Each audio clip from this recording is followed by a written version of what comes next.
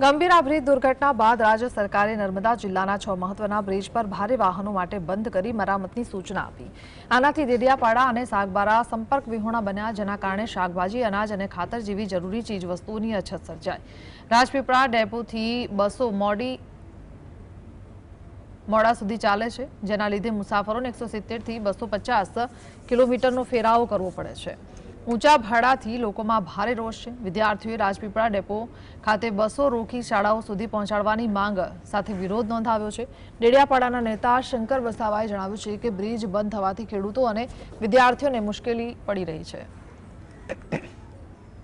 આજે હું નેત્રંગથી આવી છું। અહીં રાજપીપળા સુધી જવાનું મારે કેવડિયા છે, તો વચ્ચે આજે હું પ્રાઇવેટ વ્હીકલમાં આવી છું અને રસ્તાનું કામકાજ વચ્ચે એ હોવાથી ત્યાંથી શિક્ષકો કાં તો કોઈ સ્ટુડન્ટ જવા આવવાનું હોય તેના માટે વહેલી તકે કામગીરી કંઈક શરૂ કરે એવું। તમારે પ્રાઇવેટ વ્હીકલમાં આવવાની શું જરૂર પડી?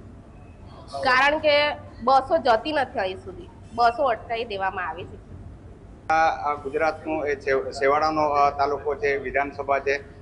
સાગબારા અને ડેડિયાપાડા ગુજરાતથી એક કટઅપ થાય છે। વિદ્યાર્થીઓને સૌથી વધારે ચિંતા એ છે કે ભાઈ અમે નેત્રંગ કોલેજમાં ક્યાં જઈશું, અંકલેશ્વર કઈ રીતના ભણવા જઈશું, બોરોડ કઈ રીતના જઈશું। તો આના માટે સરકારે વ્યવસ્થા કરવી પડશે। માલવાહકો જે સાધનો નથી આવતા, શાકભાજીના સાધનો અટકી ગયા છે। ખાતર ખેડૂતો અત્યારે ખૂબ મહત્વનું બાબત, ખાતરની જે ગાડીઓ છે એ નેત્રંગ આવીને ઊભી છે। ખેડૂતો પણ આજે રજૂઆત કરશે કે સાહેબ સમયસર અમારું ખાતર મળે।